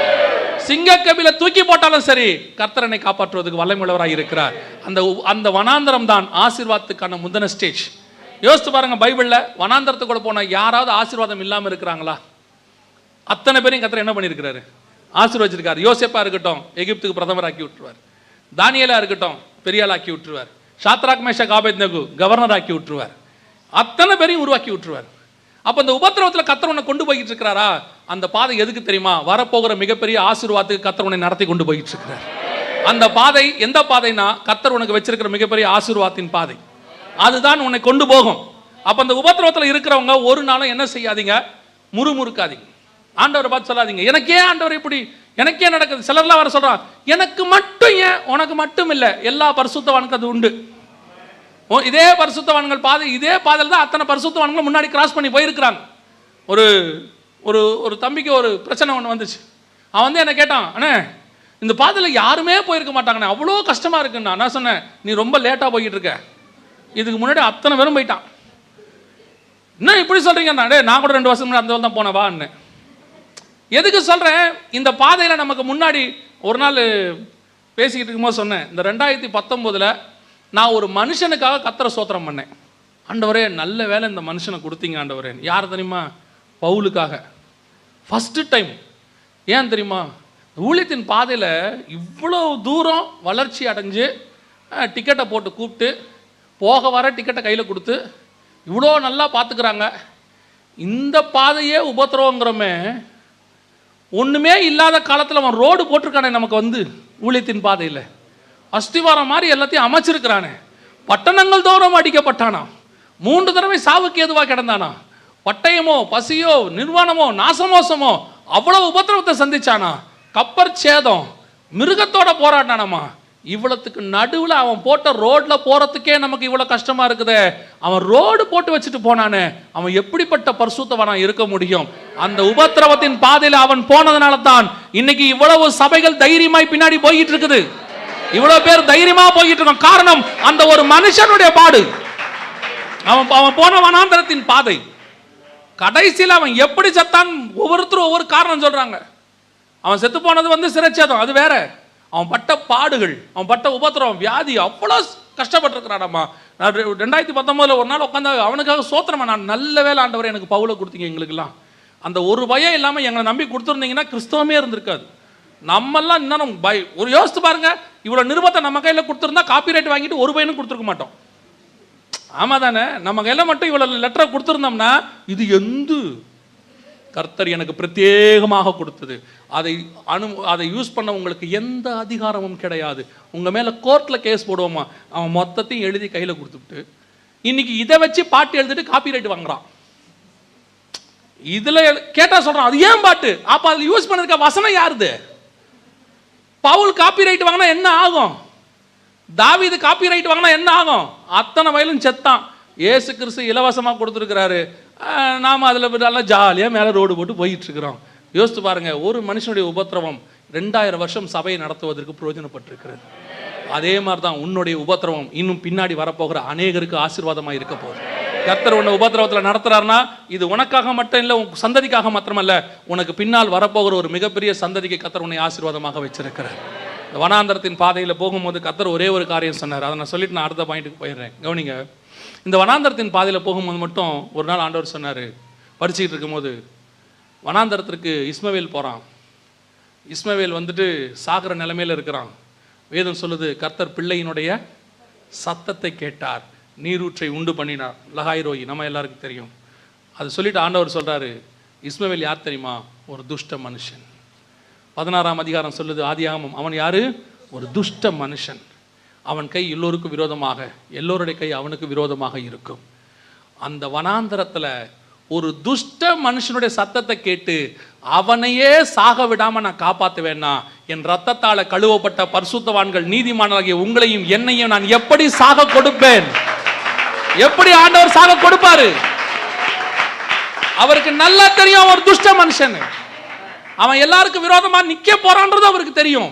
ஆனால் அவன் சத்தத்தையே வனாந்தரத்தில் கேட்ட தேவன் உன் சத்தத்தை வனாந்தரத்தில் கேட்காமையா போயிடுவாரு. நீ ஒருவேளை நினைச்சுக்கிட்டு இருக்கிற, நான் ரூமுக்குள்ள அழுவது யாருக்கு தெரியும், என் உபத்திரவம் யாருக்கு தெரியும், ஐயோ நான் படுற கஷ்டம் யாருக்கு தெரியும், ஒருத்தருக்கு தெரியாது, வெளியே சொன்னா கூட அசிங்கம்னு சொல்லி அழுவுற. கர்த்தர் சொல்றாரு, உன்னுடைய ரூமுக்குள்ள நீ அழுகிற சிந்துகிற கண்ணீர் அத்தனையும் நான் கேட்டிருக்கிறேன். இந்த வனாந்தரம் ஒரு நாளும் உன்னை கொன்று போடாது, உன்னை வாழ வைக்க போகிறது, உன்னை ஆசீர்வதிக்க போகிறது. வருகிற நாட்களிலே உன் மூலமாய் கர்த்தர் அநேகரை ஆசீர்வதிப்பார். அதுதான் வனாந்தரம். வனாந்தரத்துல நம்ம எனக்கு வேணும்னு கேட்க வேண்டாம், ஆனா வந்த வனாந்தரத்துல சொல்லுங்க, இது என்னை வாழ வைக்க போகிறது. இங்க உன்னை வனாந்தரத்துக்கு கர்த்தர் கொண்டு வந்தா தைரியமா சொல்லுங்க, இது ஒரு நாளும் என்னை கொன்று போடாது. நான் சாகுவதற்காக இங்கே வரவில்லை, கர்த்தர் என்னை வாழுவதற்காக கொண்டு வந்திருக்கிறார். அந்த தேவன் சர்வ வல்லமை உள்ள தேவன். உனக்காக வனாந்தரத்தில் நீரூற்றை உண்டு பண்ணுவார். வனாந்தரத்தை யோசித்து பாருங்க. வனாந்தரம் என்ன சாதாரணமா நினைச்சிட்டோமா? வனாந்தரத்துல நீரூற்று வரும், வனாந்தரத்துல மன்னா வரும், வனாந்தரத்துல காடை வரும், வனாந்தரத்துல தூதன் வருவான், வனாந்தரத்துல கண்மலை வரும், வனாந்தரத்துல மேகஸ்தம்பம் வரும், வனாந்தரத்துல அக்னி ஸ்தம்பம் வரும், வனாந்தரத்துல கர்த்தர் உனக்கு முன்பாக கடந்து போவார். எப்படி வனாந்தரம் நாசமான இடமா இருக்க முடியும்? யோசித்து பாருங்க, எப்படி வனாந்தரம் நாசமான இடமா இருக்க முடியும்? வனாந்தரத்துல எல்லாம் உண்டு. உன் தேவன் அங்கே இருக்கிறார். அல்லேலூயா. எனக்கு ரொம்ப பிடிச்ச வசனம் ஒன்று இருக்கு. ஆதியாகமத்தின் புஸ்தகம் 39ஆம் அதிகாரத்தில் ஒரு நல்ல வசனம் ஒன்று இருக்கு. வாசிங்க. ஆதியாகமம் 39:20 வாசிங்க.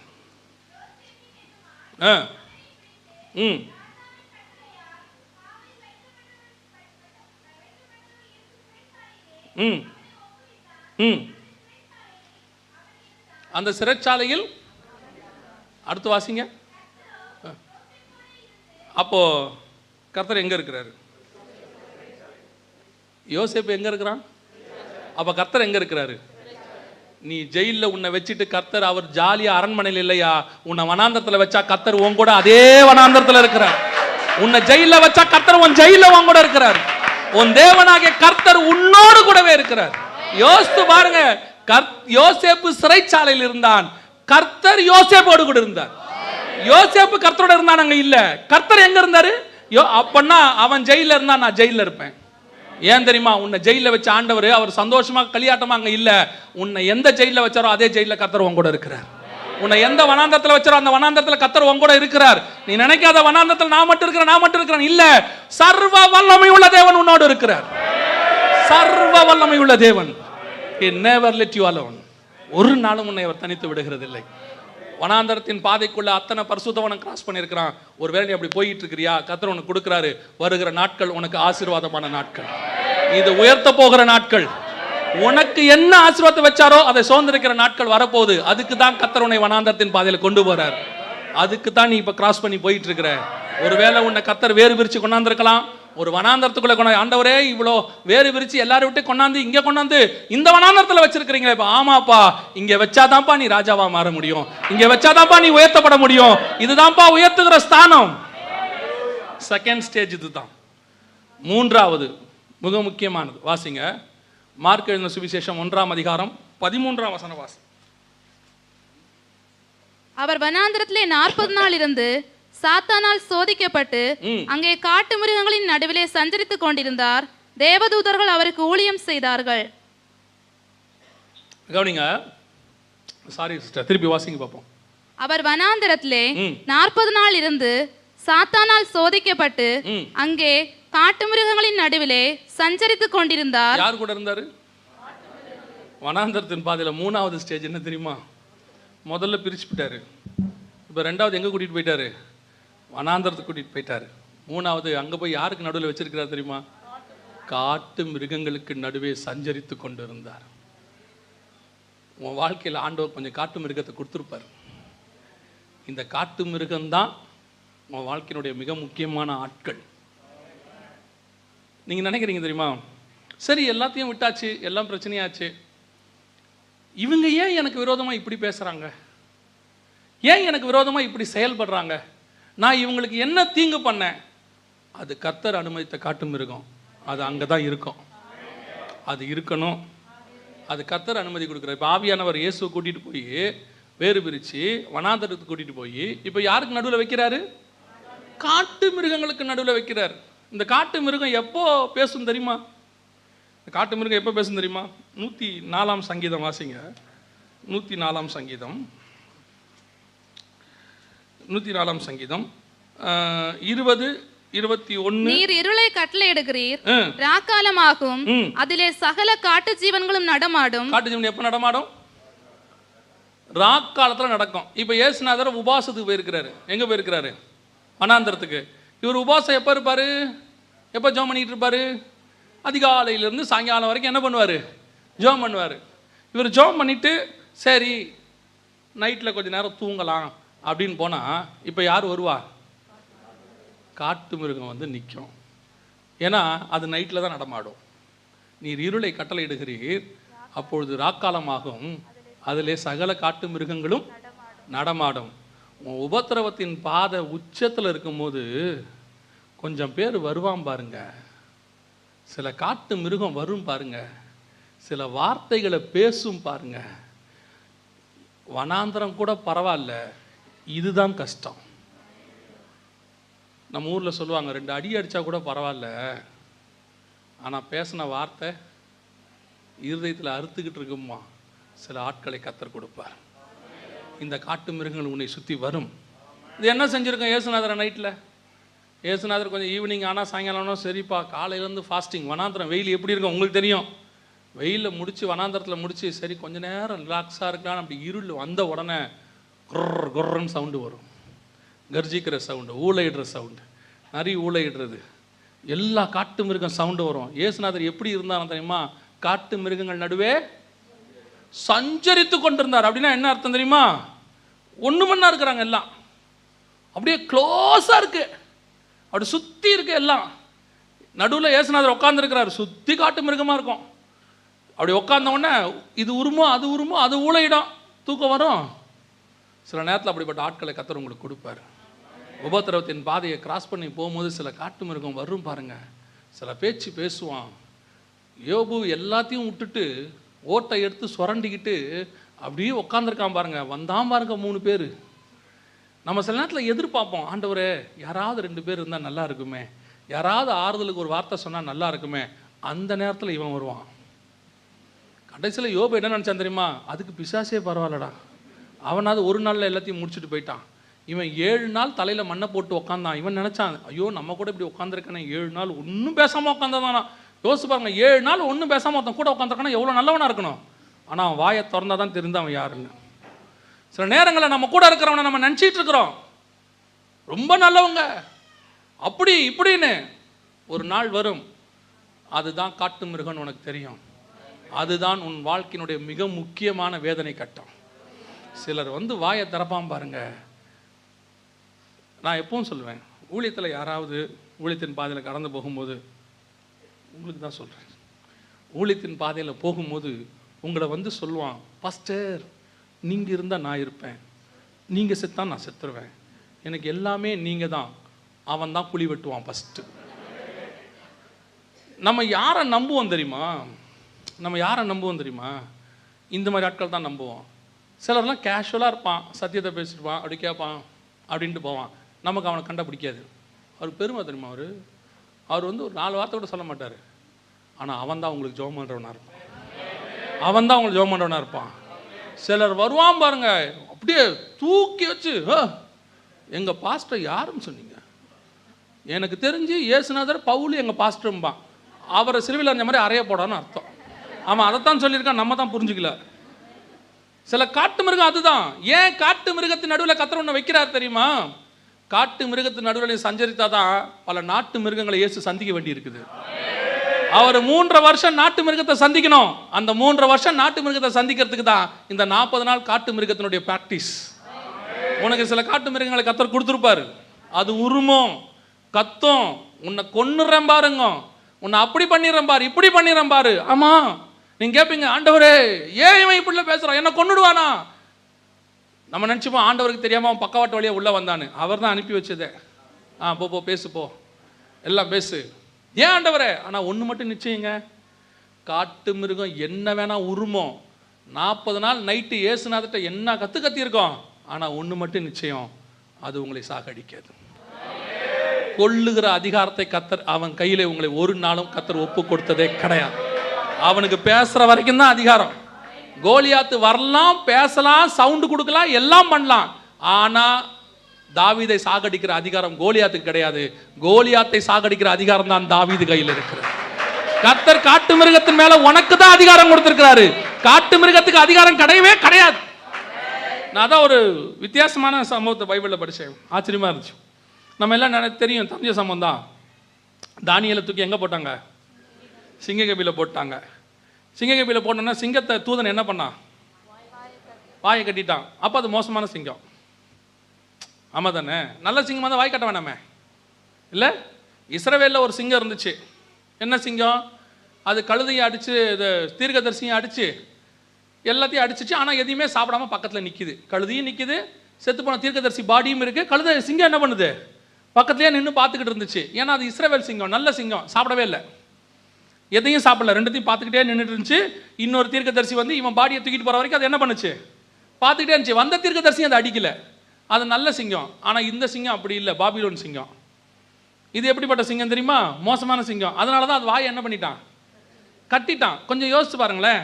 வாயை கட்டின தூதன் இந்த தானியலை தூக்கி வெளியே விட்டு போயிருக்கலாமா? ஆமாவா இல்லையா? இது வாயை கட்டுறதுக்கு பதிலாக இதை தூக்கி வெளியே விட்டுட்டு, தானியல் பத்திரமா இங்கே இருந்துக்க, காலைல ராஜா வருவார், மீட் பண்ணிக்கன்னு சொல்லாமா இல்லையா? அது வாயையும் கட்டிட்டு பக்கத்துலேயே விட்டுட்டும் போயிட்டான். இப்போ அந்த சிங்கம் எப்படி பார்த்துருக்கோம் தானியலை?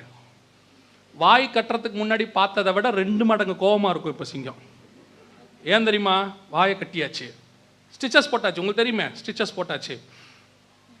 அப்படியே பார்த்துக்கிட்டே இருக்கோம். ஏன்? நல்ல சாப்பாடு, செக்க செவேர்னு ஒருத்தன் உட்காந்துருக்கான். அவன் யூதன், நல்ல செக்க செவேர்னு ஒருத்தன் உட்காந்துருக்கான். அவனையும் பார்க்குது, நல்ல ஃபுட்டு, சாப்பிட முடியலையே.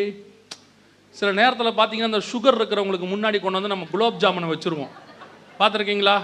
அது வரைக்கும் நல்லா இருக்கிறவனுக்கு பிபி வந்துடும், சுகர் போய், சாப்பிட முடியலையே. அதுலேயும் அவனுக்கு எப்போ கோவம் வரும்னா, அவன் மனைவி அதை உட்காந்து சாப்பிட்டுக்கிட்டு இருக்கும் பாருங்க, அப்போ தான் அவனுக்கு கோவம் 2 மடங்காக மாறும். நீ சாப்பிடணும், சோத்திரம், கத்தர் பார்த்துக்கிட்டு இருக்காருமா. கத்தர் பார்த்ததுனால தான் நம்ம இப்படி உட்காந்துருக்கோம் இல்லையா? எப்படி கோவமாக இருக்கும் பாருங்க. வாயை கட்டியாச்சு சிங்கத்துக்கு. கட்டின சிங்கம் அப்படி பார்த்துக்கிட்டே உட்காந்துருக்கவனே சும்மா இருக்குமா? அது அதால் முடிஞ்சது சவுண்டு போடுறது மட்டும்தான். உரு உரு உருங்க. தானியல் என்ன யோசிச்சிருப்பாரு? ஏண்டா தூதா, வந்து கட்டினதான் கட்டினிய, என்னை கொஞ்சம் வெளியே விட்டு போயிருந்தா நான் நைட்டெல்லாம் நிம்மதியாவது உட்காந்துருப்பேன்ல. அவன் சொல்கிறான், நிம்மதியாக இருக்கக்கூடாது. சிங்கம் கடிக்காது உன் லைஃப்பில், காட்டு மிருகம் உன்னை என்ன செய்யாது? கடிக்காது. ஆனால் குறிப்பிட்ட காலம் அந்த காட்டு மிருகம் அங்கே தான் இருக்கும். கர்த்தர் அனுமதி கொடுத்துருக்கிறார். அதுக்கு உனக்கு மேல் அதிகாரியாக இருப்பான், கீழ் அதிகாரியாக இருப்பான், உன் கூட இருக்கிறவனாக இருப்பான், சொந்தக்காரனாக இருப்பான், உன் பக்கத்து வீட்டுக்காரனாக இருப்பான், சக விசுவாசியாக கூட இருப்பான். சில காட்டு மிருகத்தை கர்த்தர் கொடுத்துருக்கிறார். அது உரிமைக்கிட்டு தான் இருக்கும், அது கத்திக்கிட்டு தான் இருக்கும். உன்னை கொன்னுடுறேன் பாருங்க, இந்த ஊரை விட்டு உன்னை கிளப்பிடுறேன் பாருங்க, நீ எப்படி இருக்கிற, நீ எப்படி முன்னேற பாருங்க. நீங்க சொல்லணும், அப்பா காட்டு மிருகத்தை ஆண்டவர் கொடுத்துருக்கிறாரு, அது உரிமைட்டு இருக்குது, சோத்திரம் சோத்திரம் சோத்திரம் சொல்லிக்கிட்டே இருங்க. ஒரு நாள் வரும், சிங்கம் மேலே வராது, உன்னைத்தான் கர்த்தர் மேலே கொண்டு வருவார். கர்த்தர் உன்னைத்தான் உயர்த்துவார். சிங்கம் இருக்கிற இடத்திலே தான் இருக்கும், அதுல எந்த மாற்று கருத்தும் கிடையாது. இன்னைக்கு நம்ம நினைச்சிட்டு இருக்கிறோம் சிங்கம் கொன்னுடும், சிங்கம் நம்மளை அழிச்சிரும். கொள்ளாதுங்க, அது கர்த்தருக்கு ஆண்டவர் வச்சிருக்கிறாரு. அது வச்சதுக்கும் கர்த்தருக்கு ஒரு நோக்கம் இருக்குது. சில நேரங்களில் நீங்கள் இங்கே வந்து ஜெபம் பண்ணிட்டு போவீங்க வீட்டுக்கு, சரியா? என்ன ஜெபம் பண்ணிட்டு போவீங்க தெரியுமா? இனிமேட்டு நான் கோவப்படவே கூடாது ஆண்டவரே, சோத்திரம் சோத்திரம் சோத்திரம். இன்னிலேருந்து நான் 2020 சபை மாறப்போகுதுன்னு சொல்லியிருக்காரு பாஸ்டர். சபை மாறப்போகுதுன்னா நீங்கள் மாறுறது தான் சபை மாறுறது. நீங்கள் முடிவு எடுத்துருக்கிறீங்கன்னு வச்சுக்கோங்களேன், இனிமேட்டு நான் கோவப்படவே மாட்டேன் ஆண்டவரே, நான் சாந்த குணத்தோடு இருக்கிறேன் அப்படி சொல்லிட்டு வீட்டுக்கு போகும்போது மாமியார் எதிரில் நிற்கும். உங்களுக்கு பார்த்த உடனே பிரதிஷ்டையில் 25% அவுட் ஆயிரும். இது ஏன் இங்கே நிற்கிது? சோத்திரம் சோத்திரம் சோத்திரம் ஆண்டவரே அப்படின்னு. அது அப்படி போனோன்னே அடுத்த கேள்வி அந்த அம்மா கேட்கும், எங்கே போயிட்டு வர? 50% அவுட்டு. சோத்திரம் சோத்திரம் சோத்திரம், சர்ச்சுக்கு போயிட்டு வரேன். அடுத்த கேள்வி அந்த அம்மா கேட்கும், போகிறவ சாப்பாடை செஞ்சு வச்சுட்டு போகிறதானே, இப்படி போயிட்டு வர, நாங்களாம் பட்னியாக கிடப்போம். அடுத்த 25 அவுட்டு. கடைசி 25 தான் இருக்கும், சோத்திராண்டவரே சோத்திராண்டவரே சோத்திராண்டவரே. அடுத்து அந்த அம்மா 2 கெட்ட வார்த்தையில் ஏதோ ஒன்று பேசும், அவ்வளோதான் முடிஞ்சு. அந்த அம்மா ஒரு வார்த்தை பேசியிருக்கோம், நம்ம 100 வார்த்தை பேசி அந்த அம்மாவை காலி பண்ணி க்ளோஸ் பண்ணி அந்த அம்மா இப்படி பார்த்துக்கிட்டு இருக்கோம், தெரியாமல் பேசிட்டோமோ அப்படின்னு. இப்போ நீங்கள் என்ன செய்வீங்க தெரியுமா? கிச்சனுக்கு போய், ஆண்டவரே நான் கோவப்படக்கூடாதுன்னு தான் தீர்மானம் பண்ணேன், நான் சண்டை போடக்கூடாதுன்னு தான் தீர்மானம் பண்ணேன். பிசாசு மாதிரி அந்த அம்மா நிற்கிது. அது பிசாசு மாதிரி நிற்கல, ஆண்டவர் நிற்க வச்சிருக்கிறார். ஏன்? நீ கோபப்படுறியா இல்லையான்னு டெஸ்ட் பண்றதுக்கே அந்த அம்மா வச்சு தான் கர்த்தர் டெஸ்ட் பண்ணிட்டு இருக்கிறாரு. உன்னை டெஸ்ட் பண்றாலே அந்த அம்மா தான். அந்த மிருகத்தை கர்த்தர் அங்க நிக்க வச்சிருக்கிறாரு. என்ன அது கொஞ்சம் வாய் கட்டாம இருக்கும், அவ்வளவுதான். ஆனா மற்றபடி காட்டு மிருகம் தான். பல நேரங்களில் நீங்க எதை வேணான்னு நினைக்கிறீங்களோ அது அங்க வரும். யார் வரக்கூடாதுன்னு நினைக்கலாம் அவன் அங்க வருவான். ஏன்னா கர்த்தர் அனுமதிக்கிறார். உன்னுடைய பொறுமையை, உன்னுடைய தாழ்மையை, கர்த்தர் மேல் இருக்கிற உன் விசுவாசத்தை சோதிக்கிறதுக்கு கர்த்தர் சில ஆட்களை வச்சிருக்கிறார். ஆமா, அவங்க அதுக்கு தான் இருக்கிறாங்க. நான் சொல்றேன், நீங்க மாறும்போது அவர்கள் மாறுவார்கள். அந்த சிங்கம் இல்லாமல் போகும். நீங்கள் பொறுமையோடு தேவ சமூகத்தில் தானியேல் என்ன பண்ணிருக்கணும்? வாயை கட்டியாச்சா, குத்தி பார்த்துருவோமான்னு நினைக்கக்கூடாது. சில நேரத்தில் சிங்கத்தின் வாயை கட்டணும். தானியேல் என்ன பண்ணிருக்கணும்? என்ன முறைக்கிற, அதான் வாய் கட்டிட்டோம்ல, குத்திரும் பார்த்துக்க, கண்ணை குத்திரும். நம்ம சில நேரத்தில் அப்படி செய்வோம் தெரியுமா? கொஞ்சம் அவன் தாழ்ற மாதிரி இருந்தா பார்த்தியா, சோத்திரம் கத்திரம் நொறுக்குனாரா, இப்போ சிங்கத்தின் வாயை கத்த ஊத்துருவார் ஆண்டவர், கட்டுறா. சில நேரத்தில் ஆவிக்குரியவனுடைய பிரச்சனை இதுதான். கர்த்தர் சிங்கத்தை கட்டினா பார்த்துக்கிட்டு நீங்களும் அமைதியாக தான் இருக்கணும், சிங்கமும் அமைதியாக இருக்கும். நீங்கள் உருமுனீங்க, சிங்கம் 2 மடங்கு உருமோம். நீங்கள் ஜோம் பண்ணிக்கிட்டே இருங்க, ஒரு நாள் சிங்கம் இல்லாமல் போகும். சில காட்டு மிருகங்களை கர்த்தர் உன் வாழ்க்கையில் அனுமதி கொடுத்துருக்கிறார். அது கத்திக்கிட்டு இருக்குது. நீங்கள் நினச்சிட்டு இருக்கிறீங்க, ஏன் ஆண்டவரை விட வச்சிருக்கிறீங்க, இன்னும் நான் என்ன பண்ணேன்? நீ ஒன்றும் பண்ணலை. அதான் இப்போ பிரச்சனையே. நீங்கள் அமைதி ஆயிட்டீங்க. கர்த்தர் எதிர்பார்க்கிற தாழ்மை உங்களுக்கு வந்துருச்சு. கர்த்தர் எதிர்பார்க்கிற பொறுமை வந்துருச்சுன்னா அந்த காட்டு மிருகம் உன் வாழ்க்கையில் இல்லாமல் போகும். எனக்கு கர்த்தர் சொல்லி கொடுத்தது ஒன்று தான். சிலரை குறித்து நான் நினைப்பேன், ஏன் இவங்க இப்படி இருப்பாங்க, இவங்களை மாற்றும் ஆண்டவரே. ஒரு நாள் ஆண்டவர் சொன்னார், நீ மாறு, நீ மாறு. யாராவது ஒன்று கத்துறாங்கன்னா நான் 2 கத்துவேன். என்னுடைய அந்த காலத்தில் என்னுடைய நோக்கம் என்னன்னா, நம்ம சவுண்டாக பேசிட்டோம்னா ஆஃப் ஆயிடுவாங்கன்னு. அப்போ ஆண்டவர் சொன்னார், ஆண்டவர்கிட்ட கேட்டேன், ஏன் இவங்க என்னை கோவப்படுத்துறாங்க, ஏன் இவங்க இப்படி கத்துறாங்க? நீ இப்படி இருக்கிறதுனால தான் அவங்க கத்துறாங்க. அவங்க கத்த நீ அமைதியாக இருந்து பாரு. ஒரு நாள் அவங்களுக்கே சீனு போயிடும், என்ன சொன்னாலும் இவன் அமைதியாகவே இருக்கான், மனுஷனா இவன் அப்படின்ட்டு. அதுக்கப்புறம் அவன் என்ன வந்துடுமா, சரி இவங்ககிட்ட பேசி பிரயோஜனமே இல்லை, அவன் அமைதியாயிட்டான், அவ்வளோதான் முடிஞ்சிருச்சு, அவன் மாறிட்டான். அப்போ காரணம் நம்மளை தான் ஆண்டவர் எதிர்பார்த்துக்கிட்டு இருக்கிறாரு. அந்த சிங்கம் திருந்தணுமா திருந்த வேணாமாங்கிறது கர்த்தர் சித்தம் கிடையாது, நம்ம திருந்தணும், அதான் கர்த்தர் சித்தம். அதுக்கு தான் உன் வாழ்க்கையில் சில காட்டு மிருகங்களை கர்த்தர் அனுமதி கொடுப்பார். You want to change. நீங்கள் மாறும்போது சிங்கம் இல்லாமல் போகும். கடைசியாக ஒரே ஒரு காரியம், அதை நான் சொல்லிட்டு முடிக்கிறேன். வாசிங்க 4ஆம் அதிகாரம், மத்திய 4ஆம் அதிகாரம்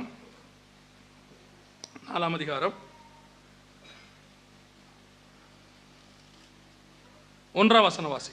அப்பொழுது இயேசு பிசாசினால் சோதிக்கப்படுவதற்கு ஆவியானவராலே வனாந்தரத்திற்கு கொண்டு போகப்பட்டார். கடைசியா ஃபர்ஸ்ட் வேறு பிரிச்சாச்சு, வனாந்தரத்துக்கு கூட்டு போயாச்சு.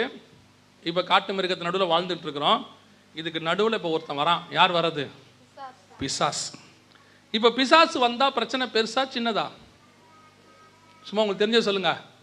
பிசாசே வந்து நிக்குது, பிரச்சனை பெருசா சின்னதா? ரொம்ப சின்னதுன்னு அர்த்தம். ஏன் தெரியுமா? பிசாசு எல்லா உபயாந்திரங்களையும் கையாண்டு எதுவுமே உங்ககிட்ட பழிக்காம போய் கடைசியா அவனே வந்துட்டான். இனிமேல் நோ மோர் வெப்பன். சரி நானே வந்து நிக்கிறேன்பா. லாஸ்ட் பிசாசு வருதுன்னா உன் சோதனை முடிவடைய போகுதுன்னு அர்த்தம். நம்முடைய பார்வை தான் எப்பவுமே தப்பு. ஐயோ பிசாசு நிக்குது. பிசாசு யாரு முதல்ல? அது நமக்கு தெரியணும். பிசாச வேதம் தெளிவா சொல்லுது, கர்த்தர் அவன் தலையை நசுக்கினார்னு இருக்கு. இப்போ அந்த பிசாசு என்ன பிசாசு? தலை நசுக்கப்பட்ட பிசாசு. இந்த தலை நசுக்கப்பட்ட பிசாசை ஏன் கர்த்தர் விட்டு வச்சிருக்கிறார் தெரியுமா? தலை நசுக்கப்பட்ட பிசாசுக்கு எது ஆடிட்டு இருக்கிறோம்? வால் மட்டும் ஆடிட்டு இருக்கோம். எதுக்கு அந்த வாலை விட்டு வச்சிருக்கிறாருன்னா, நீங்களும் நானும் மிதிக்கிறதுக்காக தான் அதை விட்டு வச்சிருக்கிறார். வேற எதுக்காகவும் கர்த்தர் அதை உயிரோடு வைக்கல. அவர் தெளிவா சொல்றாரு, சர்ப்பங்களை மிதிப்பார்கள். ஏன்? தலையை நான் மிதிச்சிட்டேன், வாலை நீ மிதி. பிசாசு வர்றது உங்களை மேற்கொள்வதற்கு அல்ல, உங்ககிட்ட தோற்பதற்கு. அது தெரியணும் முதல்ல. இன்னைக்கு ரோட்ல போகும்போது ஒரு பாம்பு அடிபட்டுருச்சுன்னு வச்சுங்களேன், 3 வகையான கூட்டம் இருக்கு. நீங்க பார்த்துருப்பீங்க. முதல் வகை என்ன தெரியுமா? அந்த பாம்பு அப்படி துள்ளிக்கிட்டே இருக்கும். ஒரு கூட்டம் பார்க்கும், இன்னும் உயிர் இருக்குடா அப்படின்னு ஓடிடுவான். இன்னொரு கூட்டம் இருக்கு, இன்னும் கொஞ்சம் உயிர் இருக்குதுடா, சீக்கிரத்தில் போகுது அப்படின்ட்டு நின்று பார்த்துக்கிட்டே இருப்பான். அதை 3வது ஒரு கூட்டம் இருக்கு, வருவான், இன்னும் உயிர் இருக்குடான்னு ஒரு கல்லை தூக்கி போட்டு பொத்துன்னு போட்டுருவான் அது மேலே. இதில் நீங்கள் எந்த கூட்டங்கிறது நம்ம தான் டிசைட் பண்ணிக்கணும். ஒன்று பயந்து ஓடுற கூட்டம் ஒன்று இருக்கு, பிசாசு வந்துருச்சு, என் வாழ்க்கையில் உபத்திரம் வந்துருச்சு. சிலர் சொல்லுவாங்க பிசாசு நேராக வந்து நின்றுச்சு. அப்படி எப்படி வரும்? நான் கேட்பேன், அந்த பிசாசு எப்படி இருந்துச்சுன்னு கேட்பேன். கருப்பா. யார் சொன்னா பிசாசு கருப்புன்னு? அதை விட மோசமான ஒன்று இருக்கு. ஒருத்தர் சொன்னாங்க, நான் பிசாசை பார்த்தேங்க. அப்படியா? எப்படி இருந்துச்சுன்னு கேட்டேன். வெள்ளை புடவை, வெள்ளை ஜாக்கெட்டு, முடிய விரிச்சு போட்டு. நான் கேட்டேன், இது எங்கே போய் ப்ளவுஸ் தைச்சிருக்கோம்? நம்ம சகோதரிமார்களுக்கெல்லாம் ப்ளவுஸ் தைக்கிறதுக்கு டெய்லர் கிடைக்க மாட்டான். பிசாசுக்கு யார் கிடைச்சிருக்கா? ஒரு டெய்லர் கிடைச்சிருக்கான். நரகத்தில் டெய்லர் இருக்கிறான் போல. அடுத்து கேளுங்க, அடுத்து மல்லிகைப்பூ வச்சிருந்துச்சான். அப்போ எந்த கடைக்கு போயிருக்குது? பூ கடைக்கும் போயிருக்கு. வரும்போது ஜல் ஜல்லுன்னு கொலுசு சத்தம் கேட்டுச்சான். அப்போ எங்கே போயிருக்க? நகை கடைக்கும் போயிருக்கு. ஒரு மனுஷனை பிடிக்கிறதுக்கு முன்னாடி எவ்வளோ ஷாப்பிங் போகுது பாருங்க. அது ஒருத்தனை பிடிக்க வரதுக்கு முன்னாடி துணி கடைக்கு போய் எடுத்து தைச்சி போட்டு, பூ கடைக்கு போய் வாங்கி வச்சுக்கிட்டு, ஹேர்பினை போட்டு கிளிப்பை போட்டு விட்டு, காலில் ஜல் ஜல்லுன்னு கொலுசு போட்டு அவனை பிடிக்க வந்திருக்கு. எவ்வளோ ஜைஜாண்டிக்காக வருது பாருங்க. எனக்கு பெரிய சந்தேகம் என்னன்னா, பைபிளில் பிசாசா அவன் இவன் தானே இருக்கு. அவன் இவன் தானே இருக்கு. அப்போ அவன் ஆனா தானே இருக்கணும். அவன் ஆணும் இல்லை பெண்ணும் இல்லை, தூதன், அது வேற விஷயம். பைபிளில் அவன் இவன் சொல்லியிருக்கு. ஆனால் இவன் கற்பனையிலே பெண்ணையே பார்க்குறானே எப்படி? ஒரு பெண்ணு வரா மாதிரியே தான் சொல்கிறான். மோகினி வந்துச்சு. அது எனக்கு என்ன டவுட்டாக இருந்துச்சுன்னா, இவனுக்கு இந்த பிசாசு எப்படி இருக்குன்னு தெரிஞ்சிருக்காது. இவன் கற்பனை பண்ணிட்டே தூங்கியிருப்பான். அவன் மனைவியை பார்த்துருப்பான் போல. அவனுக்கு ஒரு சந்தேகம், ஒருவேளை இப்படித்தான் இருக்குமோ அப்படின்னு. நிறைய பேருக்கு அந்த சந்தேகம் இருக்குன்னு கவனிங்க. பிசாசு என்பது ஃபஸ்ட்டு ரவுண்டில் கர்த்தர் தோக்கடிச்சு தலையை நசுக்கிட்டு குத்துயிரும் கொலையுருமா இருக்கிற ஒரு சின்ன ஆள். நீங்கள் அதுக்கு இடம் கொடுத்தா தான் அது பெரிய ஆளாக மாறும். நீங்கள் அதன் வாளை நசுக்குவதற்காக உருவாக்கப்பட்டவர்கள். உங்களை நோக்கி பிசாசு வருதுன்னா கொஞ்சம் யோசிச்சு பாருங்களேன். உங்ககிட்ட ஒரு காரியம் சொல்லணும்னா ராஜா வந்து சொல்ல மாட்டார். என்ன பண்ணுவார்? சேவகனை அனுப்புவார். அவன் வந்து சொன்னோன்னே நீங்கள் அவனை ஒரு அரை விட்டு பட அப்படின்னு சொல்லிட்டீங்கன்னு வச்சுங்களேன். அவன் போய் சொல்லுவான், என்ன அவங்க அடிச்சுட்டாங்கன்னு. உடனே ராஜா என்ன பண்ணுவார்? அதை விட பவர்ஃபுல்லாக ஒரு மிலிட்ரி ஆஃபீஸர் அனுப்பி, நீ போய் என்னன்னு கேளு. அவனையும் அடிச்சுட்டீங்கன்னு வச்சுங்க. அவன் போய் சொல்லுவான், என்னையும் அடிக்கிறாங்க ராஜா. கடைசியாக ராஜா தளபதி ஒருத்தர் அனுப்புவார், தனக்கு அடுத்து உள்ளவனை, நீ போய் என்னன்னு கேளு. அவனையும் தூக்கி போட்டு மிதிச்சிட்டிங்கன்னு வச்சுக்கோங்க. கடைசியாக யார் வருவா? அப்போ ராஜா வராருன்னா என்ன அர்த்தம்? அதான் ஃபைனல் ஸ்டேஜ். ராஜா தான் ஃபைனல் ஸ்டேஜ்னு அர்த்தம். இப்போ உலகத்தின் அதிபதியானவன் உங்கள்கிட்ட வந்து நிற்கிறான்னா அது ஃபைனல் ஸ்டேஜ்னு அர்த்தம். உன் உபத்திரவம் முடிவடைய போகுதுன்னு அர்த்தம். கடைசியில் உன்னை சந்திக்கவே அவங்க நாட்டு ராஜாவே வந்துட்டாரா, நீ எவ்வளோ பெரிய ஆள், அவருக்கு ஈக்குவல் ஆயிட்டேன்னு அர்த்தம். உன்னை வீழ்த்த முடியாம பிசாசின் ராஜ்யமே வந்து உனக்கு முன்னாடி நிக்குது. அவைகளை ஜெயம் கொள்வதற்கு கர்த்தர் உனக்கு வல்லமை கொடுத்திருக்கிறார். எந்த வல்லமை தெரியுமா? உன் கையில் இருக்கிற பட்டயம் தான் அந்த வல்லமை. இயேசு வசனத்தினாலே பிசாசை ஜெயித்தார், அவன் ஓடி போனான்னு வசனம் சொல்லுது.